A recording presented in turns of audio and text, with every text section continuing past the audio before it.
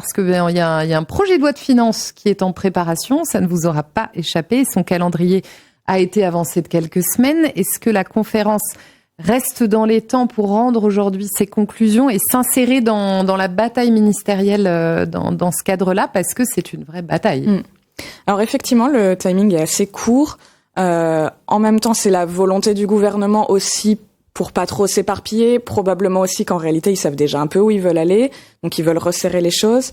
Le PLF, comme on dit dans le jargon, est à une échéance très importante, mais certains temporisent en disant oui, mais attention, il y aura pas non plus, tout n'a pas vocation à aller dans le PLF.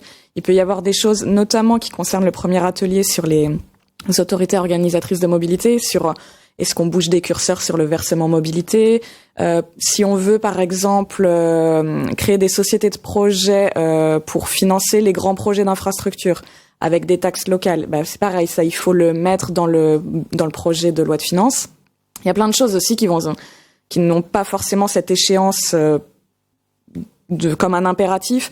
On a appris par exemple que sur tout ce qui est financement du ferroviaire, pour toute la période qui va de maintenant à 2030 grosso modo, il y a un travail qui se fait en parallèle sur ce qu'on appelle le contrat de performance de SNCF Réseau, qui est un contrat qui lie l'État et le gestionnaire d'infrastructure. Donc là, ça va se faire dans ce cadre-là.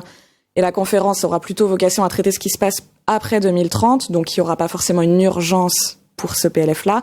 Pareil pour les autoroutes, on y reviendra après, mais c'est pour les années 2030, donc il n'y a pas une urgence à avoir un point de sortie dès septembre. L'enjeu au-delà du PLF, et ce que tout le monde dit mezza voce, mais c'est quand même que, en fait, le gouvernement, on ne sait pas combien de temps il dure, et donc il faut que cette conférence, elle aboutisse vite pour que les arbitrages arrivent vite. Parce que si derrière le gouvernement tombe et qu'en fait on reprend tout le travail au début, on perd encore du temps et il faut pas louper le coche, quoi.